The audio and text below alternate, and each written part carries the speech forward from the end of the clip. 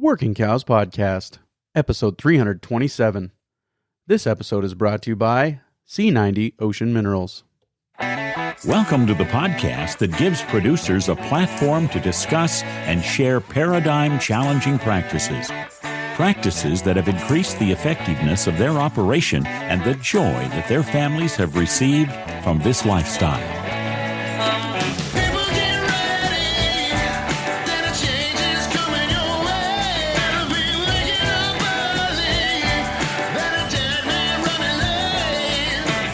Howdy, everybody. This is Clay Connery, host of the Working Cows Podcast, recorded exclusively in the C90 Ocean Minerals studios.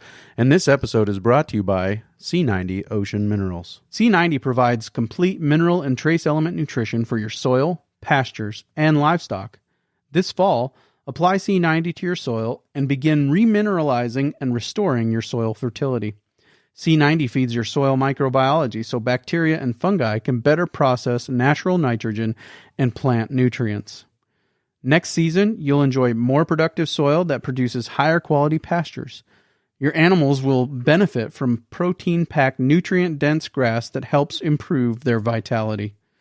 Give our team a call or visit our website at c-90.com. That's www.c-90.com. Call 717-580-1458 and be sure to listen to Working Cows episodes 261, 282, and 312 to learn more. Very excited to be joined today by Nick Jackson. Nick is from Maine, and he's doing some neat things there as far as food scrap collection and then direct application of those food scraps to the land and allowing chickens to turn that into manure. And just going to talk to him about how he got started with that and kind of some of the ways that he has been growing that enterprise and the role that it plays in the overall success of his family's business there in Maine. So, Nick, thanks for joining me today on the Working Cows Podcast. Thanks for having me. Yeah, I appreciated the opportunity to connect with you a while back and just talking about some of the things that you guys are doing, some of the interesting things that you guys are doing there. And you, can you remind me where you're at again? Is it in Maine? Yep, we're in central Maine, right. Basically the bullseye of the state of Maine. Gotcha. And some of the things that we talked about you guys were doing is picking up food waste. Is that right? Yep, we have a food scrap collection service in the closest city to us, which is Bangor. We were using that as a method to deliver eggs as well. How'd you get started with the food waste collection? Well, it was something I had been thinking about for a while. The first customer we got actually was at a CSA fair where we were trying to get whole lamb sales and egg CSA sales, and I was like, why don't we put up a sign for our compost collection service? It was something we had conceived of but hadn't really started, and we got our first customer that day, and it grew kind of slow the first few months, and then at a certain point, I guess it was going into fall, I decided to start knocking on doors. And just, when I was out delivering eggs and I was at the end of my day and I still had some time. So I started knocking on the doors in the residential neighborhood that I had a few customers in. And I got a few signups that day. And the next couple of weeks, I knocked on some more doors. And before I know it, I had, 45 customers in a couple neighborhoods in Bangor. And what was your goal? What were you hoping to use the food scraps for, and what kind of service were you providing that enticed people to sign up for it?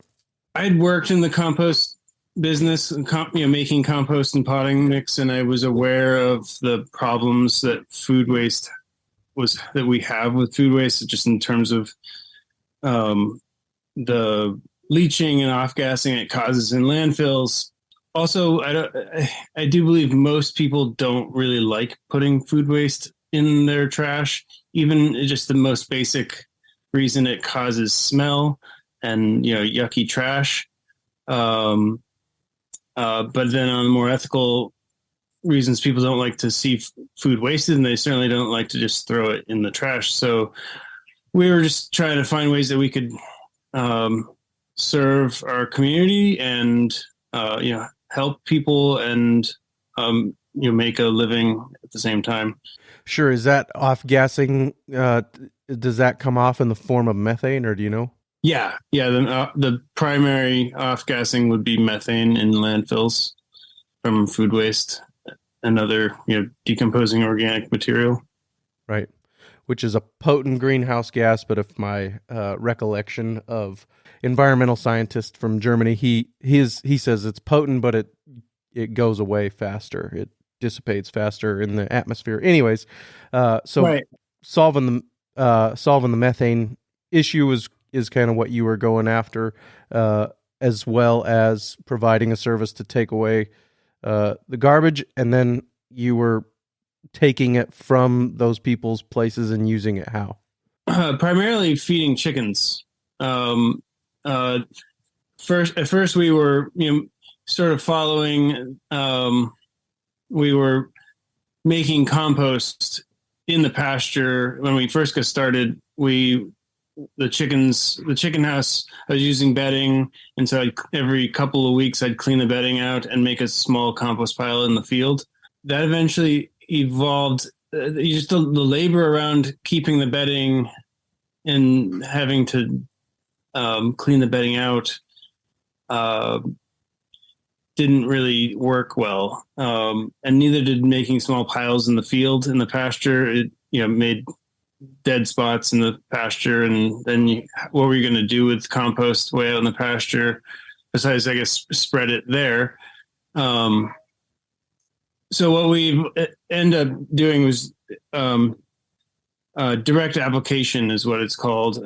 Direct application of the food waste to the pasture. So just dumping buckets of food scraps on the pasture, and then the chickens, rather than mixing it with the bedding, the chickens just turn it quickly. Most of it, very high percentage of it gets consumed by the chickens and turned out as chicken manure onto the pasture. And there's a few bones and citrus skins typically that's left behind.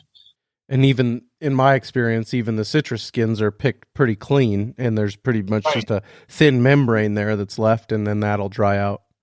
Right. Yeah.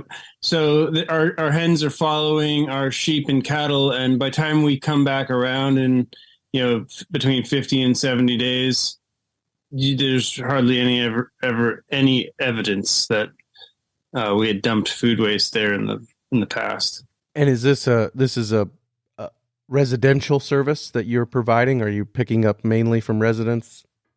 Yeah, at this point we did have a few commercial accounts, but we've honed it down to just commercial accounts at this point. From a financial perspective and just the wear and tear on the vehicle, that seemed like the best price point as far as dollar per pound pickup for us, and not having to deal with big heavy totes. Yeah, so just residential. The goal there is just people who want to compost but don't have the space or the time to have their own compost pile, versus trying to take care of large amounts of commercial food scraps. Sure. Which there are plenty of those out there as well. Yep. And so can you kind of walk me through the strategy? What is the timing of pouring a bucket out? I mean, walk me through the life cycle of a bucket. You pick it up. How long before it gets dumped out on the pasture? How long after that before the chickens are able to go through and pick through it? So it's I could tell you about how we're doing it now, or do you want to know how we've done it in the past, or both? Maybe the evolution of the process. What is your target? What is your ideal? Is it kind of something that is continuing to be tweaked throughout time? Well, we had a lot more chickens in the past seasons, and we were feeding them a normal ration of layer pellets. So up until this past year, I was picking the food scraps up on whatever day of the week it was. Then it was maybe Wednesday, and usually by Thursday or Friday, I would just dump all of the buckets on one day. and we had 800 chickens and was dumping out 40 to 60 buckets. And they would make those 40, 60 buckets, even with their access to the regular ration, would make those buckets disappear in a day or so. That enabled me to just be able to deal with washing all the buckets quickly and less smell and stink. But as things changed here with our business, with the price of grain, we've learned that we were focusing a lot on eggs and trying to sell eggs. We were selling eggs to four different natural food stores in the state, which meant a fair amount of driving, a fair amount of egg packing, and so we downsized our flock significantly. We went from about 800 hens last season to about 70 or so this year. But we have not brought in any grain since December, or even before that. But yeah, it's been a solid year, or 9 months or so, I guess, of no grain inputs. Just our 70 hens have just been subsisting off of food waste. So since last December, I now, instead of dumping once a week, I'm dumping 6 to 7 buckets a day, and rinsing them and setting them aside and I will do one wash at the end of the week, but trying to just do a quick rinse each day to keep the buckets from getting too gross during the week. From needing a steel brush to clean them. Right. Yeah, exactly. I mean, that's sort of the name of the game, is like minimize the amount of work that it's going to take to, so it's quick, because you don't want to spend a lot of time washing the buckets. How would you compare this compost to other composts you've been involved in making? Well, I mean, this isn't really compost, I guess. This is there's no compost product in the end. Does that make sense? Yeah, no doubt. I understand that compost takes some time to actually process all of those things down into basically organic matter, right? Right. Yeah. So like and we still make some compost in this, during the winter season, the chickens have been in a greenhouse. And so the food waste is dumped on their bedding in the greenhouse, and that bedding and food scrap residuals will get turned into compost. But basically from like April through November, the food waste is just being dumped on the pasture, direct application to the field. The chickens are turning those available nutrients into manure, as well as eggs. And there's no piles to turn, no product, left that's separate from the pasture, that could be sold or anything. Where, in a normal composting situation, you're going to be left with a pile of finished product that you could, do something with, apply it to your garden or sell it to your neighbor, or make potting mix with or something. And that's not our goal at this point. So the chicken manure, from what I understand, is fairly high in nitrogen. Is that right? That's right. So is that basically the extent, other than the cow and the sheep manure, those three species moving across there in conjunction with the direct application of the food scraps, that's the nutrient cycling, or the way that you're cycling nutrients on those acres? That's right. Yeah. We've never used any fertilizers of any sort. It's just the manure and the food scraps. Would you say that you're taking most or all of the food scraps from the houses that you are collecting from? Well, it's whatever they put in their bucket. I would assume it's most, if not all. Mm-hmm. And do you have any kind of restrictions on what they put in there, or they can put their whatever food they've got? It's pretty much, the restrictions are just around things that are not compostable. Sure. Twist ties, rubber bands, we don't want to find trash around in our field. So we ask that they peel UPC stickers off. I'd say, it's pretty good. Our customers are pretty respectful of those wishes. It's not perfect. People, I think, do make mistakes, and once something goes into the compost bucket, they're not likely to pull it back out to peel a sticker off. But I don't see a ton of stickers.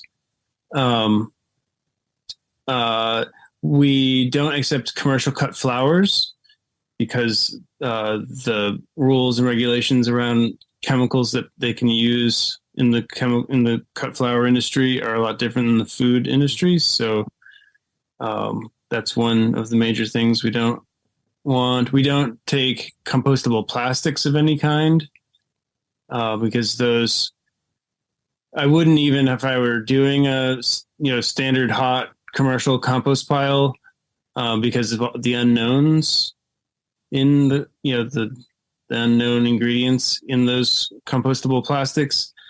But you really need, even if you were going to take them, you really need the hot compost pile to break them down.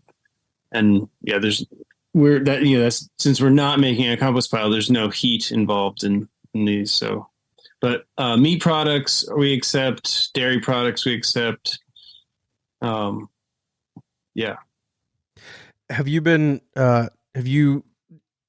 you have any areas of your place that you have specifically used this on that wasn't ever exposed to other strategies as far as compost or other strategies are concerned, like the direct application where you can kind of see what it was capable of or what it accomplished in a specific area? Wait, can you rephrase that? Are there any areas that have only had this direct application done without other strategies that, I don't know if you've only ever used this strategy on this piece of land, but I'm just trying to get a sense of its effectiveness or the way that it makes things better or improves the landscape versus other strategies or whatever. And maybe it is the fact that you don't have to have the equipment for turning compost and the overhead expenses of some of those things that really makes this strategy shine over others as far as reducing overheads but still being able to get some of the same benefits.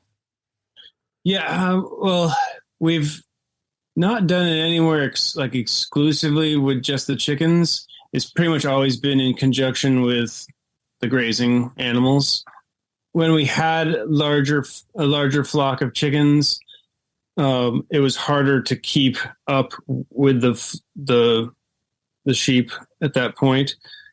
So bigger sections of our field were tied up with, recovering from the chicken impact. So can you talk to me a little bit about the actual infrastructure? Is it just 5-gallon buckets, regular 5-gallon buckets that you're collecting in, or what's that like? Yeah, it's just 5-gallon buckets. We've got a really simple wash set up with just using bins. We had a hot water hose hooked up to the house so that we could have hot water, easily accessible with the hose. I just use a regular pickup truck to collect in, although my truck does have utility boxes on the side to keep the lids in, which is pretty handy for doing a job like this. Obviously, you wouldn't need to, but having an easily, a place where you can easily store your lids as you're driving around picking up buckets and putting buckets out is helpful. Yeah, at this point, I'm using a 4-wheeler to move the buckets around in the pasture. That's pretty helpful. In the past, when I was moving, I moved in the past. We had a bigger Southern style. What does he call it? The feather net, like A-frame style coop. Mm-hmm. We've gone back now to like a hay wagon coop. When we were using the feather net, that required moving that every day with the tractor. So I'd use the tractor bucket to bring the buckets out to the chickens each day along, or, well, I guess so. It was at that point we were dumping the compost once a week. So I was using actually a trailer behind the tractor, and the grain would be in buckets in the tractor bucket. Yeah, it's pretty basic infrastructure. You don't really need much, and it's really just kind of easy way to help the community, deal with those concerns around food scraps and in their trash, or the methane in the landfills. And it's an easy way to connect with customers that might want other products. And it's kind of a constant cash flow for our business. It's a significant piece of our income stream that's just very constant throughout the year, versus like custom grazing, which is dependent on whether or not you're in drought or the growing season. Wintertime we're not having any custom grazing income, but we have year-round income from the compost collection. And then, like as you said, are some of these customers also buying eggs? They are, yeah. We were doing, we were selling a lot more eggs when we had a bigger flock, and we were doing like a 10-week, 20-week, and year-long egg CSA programs where people could pay in advance for eggs, which really helped when we had the grain bill. It was really helpful to pay that grain bill, and by getting the infrastructure we needed going for the chickens. At this point, we are selling eggs. We have a few customers still I deliver to, and one commercial account that gets cases of eggs from us. But our business is really shifting more towards custom grazing and lamb, finishing lamb, grass-fed lamb. And is that driven by the price of grain? Yeah, I mean, I guess it's kind of twofold. In the price of grain was sort of like the icing on the cake or whatever. We never really liked buying in the grain. I mean, I've raised chickens now for 15 or 20 years, and I've always, part of my desire of raising chickens was how can I raise chickens without the grain input? I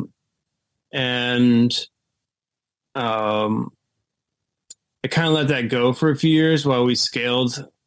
I wanted to see what was it like to have a larger flock. We had a home flock for years, and we sold a few eggs, and I worked for Vermont Compost Company. We can talk about that more, but they raised chickens on just the compost piles.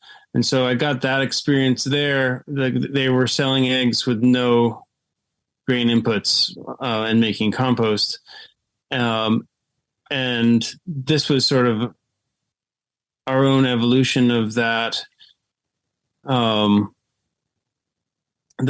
grain is just, we were selling them as regeneratively pastured eggs, and just from an ethical standpoint, we don't really know how the grain is being grown, even though we were buying certified organic grain. I'm not under any assumption that they're leaving the land better there where they're growing the organic grains. You want to hope they are, but I guess I'm not so naive to think that the land is actually improving. I don't think when we're buying organic layer pellets, we're buying regeneratively or grown layer pellets, right? So how do we get away from buying in that product and still, be able to raise? I mean, eggs. We eat a lot of our eggs just in our household. So how do we raise eggs for our household without grain? And if we're going to do that, can we have some eggs to sell as well? Let's take a quick break and hear a word from our sponsor today, C90 Ocean Minerals. C90 provides complete mineral and trace element nutrition for your soil, pastures, and livestock. This fall, apply C90 to your soil and begin remineralizing and restoring your soil fertility. C90 feeds your soil microbiology so bacteria and fungi can better process natural nitrogen and plant nutrients. Next season, you'll enjoy more productive soil that produces higher quality pastures. Your animals will benefit from protein-packed, nutrient-dense grass that helps improve their vitality. Give our team a call or visit our website at c-90.com. That's www.c-90.com. Call 717-580-1458 and be sure to listen to Working Cows episodes 261, 282, and 312 to learn more. How does the productivity of a chicken on this regime of management compare to, you said even now you've gone away from these chickens have been nearly a year without any grain inputs, just subsisting on the scrap directly applied to the pasture. How does their productivity compare versus what you were doing before, where you had 800 chickens making 40 to 60 buckets disappear in a day, and then in addition to that, giving them their ration of layer pellets? What do you have a sense of how the productivity compares?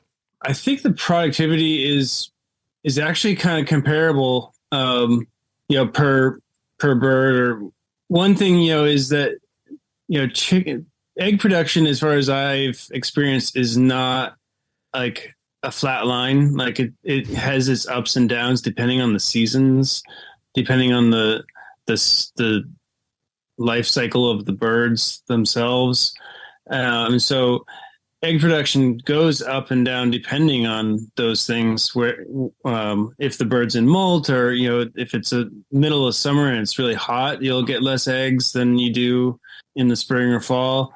And obviously in the wintertime, when there's less daylight, you get less eggs. But in general, I feel like per bird, we've gotten as many eggs as we have in the past. But we have a lot less birds per acre. Like if we're talking like stocking rate or on this land. So the chickens, though they don't have the soy and corn ration, there's a lot less competition for the insects and other things that they're looking for in the pasture. And another significant change is that we were spending a lot of time moving fencing because we wanted to keep the chickens, the impact of the 800 chickens, kind of confined.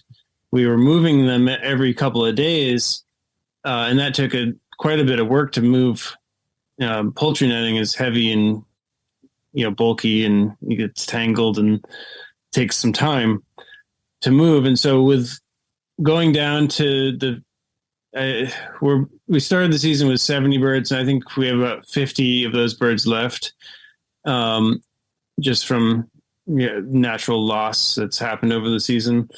We haven't done any fencing for them, so they're totally free ranging. The house gets moved every day, but they don't have the confines of the netting, so they can range further and they have access to more insects and scratching through more cow patties. So I think that helps. Does that make sense? Yeah. Yep. Absolutely. It does. To scale what we're doing now, I mean, I'm not sure. I don't know how it would work if I had 800 hens and I was feeding them a comparable amount of food scraps each day, but not free ranging them. Yeah, I don't know if the productivity would be the same. It's sort of like the small flock thing. Since we don't have a grain bill to pay, the pressure is really off for the chickens to be productive. They are it's the eggs are like a bonus to us at this point. It's really nice when we have eggs that we can sell, and it's definitely a goal to have eggs for our family. It's there was a time last winter, all of the birds that we had left last year went into molt, and we had to look elsewhere for eggs besides our own flock. And that was really hard pill to swallow since we had been producing our own eggs for a number of years, and we had just had last season we were producing like 30 dozen eggs a day. So to go down to none was like kind of a big deal. So what I was saying is having the eggs now is just like icing on the cake, and it's not needed because the food scrap collection pays for me to go out and pick up the food scraps, and it pays enough for me to stand around and wash buckets. And the chickens are just how the means of which that we're recycling or remediating that waste. So do you have a sense of what it would be without this enterprise? What your place would be without this enterprise? Do you have any ideas about what would be some challenges that you would face, or some of the maybe reduced productivity on the pasture, or any of those things? Do you have any sense of any of those things? I don't think that the chickens at this point are making a huge impact on the pasture. I think there definitely is some impact with the 50 birds that they're moving around behind quite a few sheep and cows, and so there's a lot of manure being put on the pasture from the sheep and the cows. The chicken manure is pretty, a small amount, and the food scraps I don't think is a significant fertility input at this point. When we were feeding grain, I would say that the poundage of grain we were putting out each day, that was a significant amount of nutrient that was probably being applied to the field. I think if we stop doing this, the biggest impact would be for us the financial of not having that constant inflow of cash from the food scrap collection service. And not have either deciding to buy in feed for our own chickens for our family and to sell a few dozen, or just to not have chickens like that. Those would be the biggest questions we would have. Where are eggs going to come from, and where are eggs going to come from, and what negative downstream consequences are happening because of those egg, the production of those eggs. Like, those are sort of how we think, is buying this egg that we're, having to buy, is this helping the landscape or hurting it? And that's really why we're doing what we're doing, is because we can't guarantee, we can't guarantee that the eggs that we can buy at the store are actually helping any landscape. Could you give me a sense of the demographics of the region? Kind of what do you think it would take to support this kind of a business as far as population density and those kinds of things? Well, the food scrap collection service at this point is all happening in Bangor, which is a city of I think it's around 70,000 people. It's Maine, we're in Maine. There are a significant amount of, kind of ecologically conscious people here. But I would not say that Bangor is like known to be the most concerned population. But I think that's shifting as it is probably anywhere. But I think, people who, for the food scrap collection service in particular, is people who would like to compost but don't have space or don't have time and have enough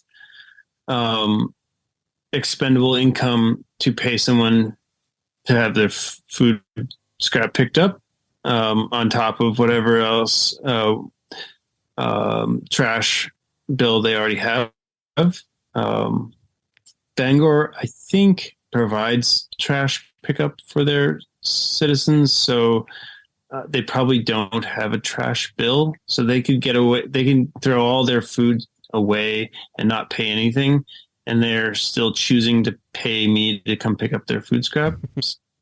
So it takes a certain person who is committed to, doing the right thing with their food scraps to opt into that program.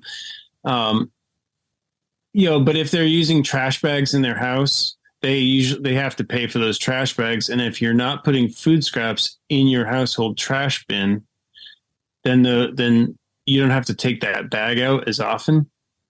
It's not going to get as stinky and smelly. It's not going to be as heavy as once you take the food waste out of your trash, what's left is usually fairly light and compressible, and it's not going to, there's not much in there that's going to start smelling unless you got like dirty diapers or something, right?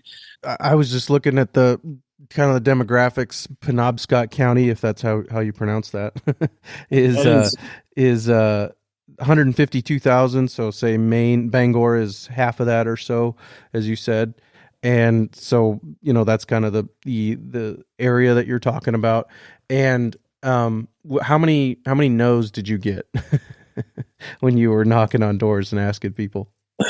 A lot of no's. A lot. I knocked on a lot of doors to get the customers that we have. Knocking on doors became like, I started researching knocking on doors, and there's like podcasts out there about door knocking. There's what was that one called? Door to door, but it was totally like his theme song, or like he always kind of referenced what's the biblical verse, knock and ask, seek, and knock. Seek and you shall find. Ask and it will be given to you. It was a really I haven't done it in like a year. I haven't gone door knocking in over a year probably. But when I was doing it, it was a really interesting thing to do, because people aren't expecting you to knock on their door anymore. It seems like, especially during COVID. This was during the height of the pandemic. I was knocking on people's doors because, well, they were home, and I could ask them, if they were interested in food scrap collection, and mention the eggs and the lamb and everything else. And we got customers that not only bought into the compost collection service, but they signed up for year-long egg CSAs and bought whole lamb orders, for like prepaid for, we do a lot of our business is we ask customers to prepay in advance for products. So it was a really good way to just get a small customer base going without a lot of overhead. So where are you guys at now as far as business trajectory? What is your long-term thoughts? Where are you hoping to go from here? Well, we are, we're asking God where he wants us. The land here is leased land. We don't own any of it. We aren't married to staying here. We want to work more with livestock, get more experience with grazing large herds of sheep and cattle, and that's where our passions lie, is using livestock to build soil and increase the water holding capacity of soil and the life in the soil. This year was our biggest year of custom grazing and our biggest lamb year. We're finishing 120 lambs this season. We've got 70 head of cattle here that we're custom grazing, and another 50 lambs that we're custom grazing. That's where we're moving away from egg production and more grazing. So are you interested in, you talk about larger herds, and I mean, what you're managing is a fairly sizable herd for your neighborhood, I would guess. Are you interested in moving west to fulfill this desire to work with larger herds? It's definitely a possibility. Yeah, I mean, I've been interested in for a while. Simultaneously, struggle with the idea of leaving my home state, but definitely feeling the pull towards working with land that needs the livestock to be healthy. Are there any areas specifically that have your attention? The Midwest in general.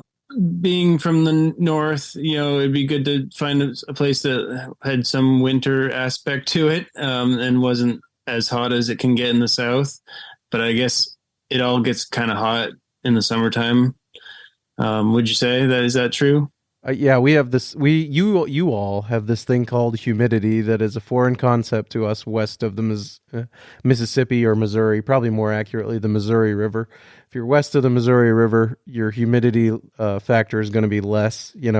Also your rainfall is going to be less, and all those things too. So it comes with it's a give and take. But humidity makes a huge difference in what actually heat is. Dry heat is more bearable, I would say. But hot is hot. At the end of the day, hot is hot. And so it's kind of a give and take, I would say, for sure. Yeah. Yeah. So yeah, we've put out some, applied for some job openings out there, and we're still proceeding here. Like,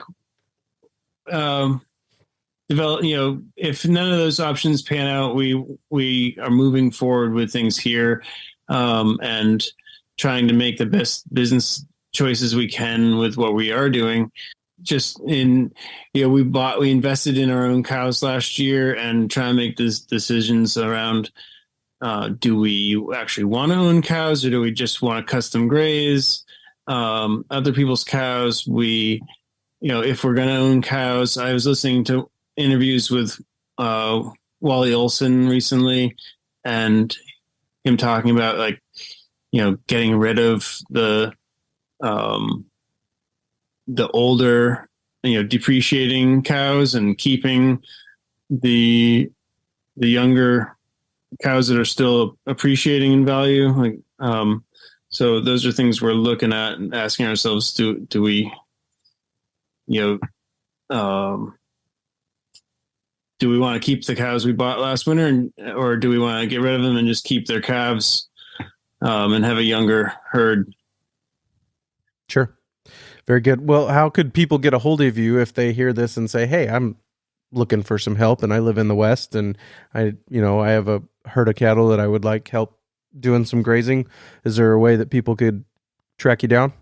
Email our farm at jacksonregenerationalfarm.com. We're also on Facebook. We have a YouTube channel. All right. Yeah. Well, I will link to all that in the show notes page for today, workingcows.net/327. Workingcows.net/327 will be the show notes page for today. And you can go there and get in touch with Nick if you're interested in bringing him out to your place. He's interested in relocating if necessary to do these things. I think he's open to God leading him in that direction, maybe is the best way to say it. But I guess one last question here as we point towards wrapping up is, do you think that what you're doing would work in the West as far as direct application of food scraps and running chickens over it? Is your humidity and your moisture part of what makes that work? That's a good question. I think the humidity probably does play a role, as far as, especially if you're dumping more than the chickens are consuming. Anything that's left behind would have a harder time decomposing without the moisture. But I also, it's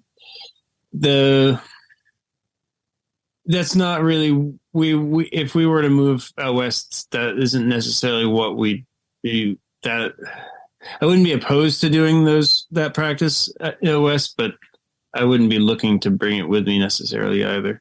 I I appreciate your time today. Is there anything that we missed or anything that you wanted to make sure got said regarding this subject or any other? I think their biggest. I in the past I was really concerned about food scraps and the effects of the methane in the landfills. That focus, I'm less concerned about that and more concerned about the degradation of land itself. The amount of nutrients I think that we are actually losing via food waste is actually quite low compared to the amount of nutrients we're losing because of bad management practices on the land. Sure. Yeah. I think more rather than focusing on getting food waste back out on the land, we need to just focus on getting more water holding capacity in our agricultural soils and more carbon in the soils, more life in the soils. I think it was Alan Savory in one of his interviews talked about the amount, food waste is mostly air and water, and a little bit of noxious gases, volatile gases, and a small amount of mineral. There's very little. It was in an interview where he was talking about someone was concerned about how much mineral they need to reapply to their crop fields after they sell a crop. And he was pointing out the amount of mineral that's in the crop that you're selling is so minor compared to air and water that hearing that made me think oh, that's food waste is actually mostly air and water. There's very little mineral content. There is some, and it's significant, but what's more significant is the way the nutrients we're losing from tillage and from overgrazing and the losing the life in the soil that can make the minerals that we do have available. Well, America's number one export is topsoil. Right. And that's right, exactly. Wind erosion and water erosion both. Right. And so if we can stop those two things, you're holding on to the nutrients, you're holding on to the minerals, and then we and not to say we should be throwing food in the landfill. It'd be great to not do that either. But I think, the bigger thing to go after is stopping that erosion, wind or water erosion. One thing I should have asked that crossed my mind a few times, but I never did ask was predators. How do you deal with predators in your chickens? Well, we have a livestock guardian dog that lives with the sheep and cattle, which are close. So everybody's always moving. So every day they're in a different location. The dog's nearby barking. So I think that plays a significant role. And we have a guard goose that lives with the chickens. He doesn't go in the coop. He just sleeps under the coop. And so he's sort of if he were gone in the morning, I would know we have a significant predator issue. And there was 2 geese up until the spring, and one did go missing, but the second one's still there. And I don't think he's going to defend them from much, but when, we have a lot of rodents in our field, and we just we're not super concerned about predators. We definitely have coyotes and foxes. Our neighbors next door to us had a fox in broad daylight taking chickens from their coop. Meanwhile, that was last summer, we had 800 hens in our field right next door. And I couldn't tell you if they were taking our hens or not, but we never saw any evidence that they were. Yeah.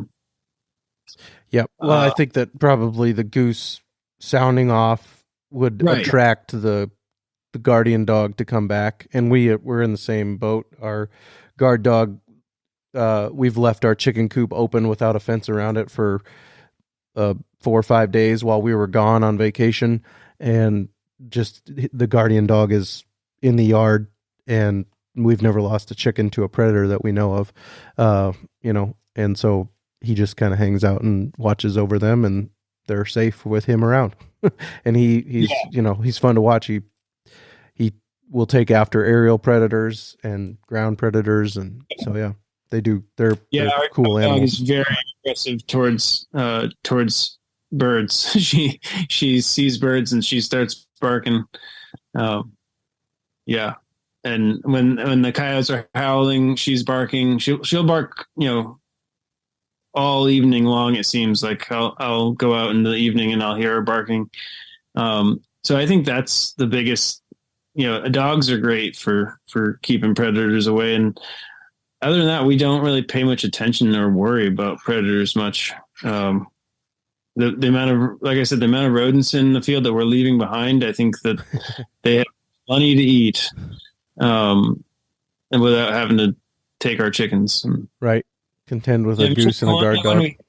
When we had a lot of chickens, if they weren't smart enough to stay in the net or roost with the chickens in the roost, it was sort of like, it's fair game. Like they've got to, if they want our protection, they had to stay, sleep in the coop or on the roosts. Yeah, Nick, I appreciate your time today.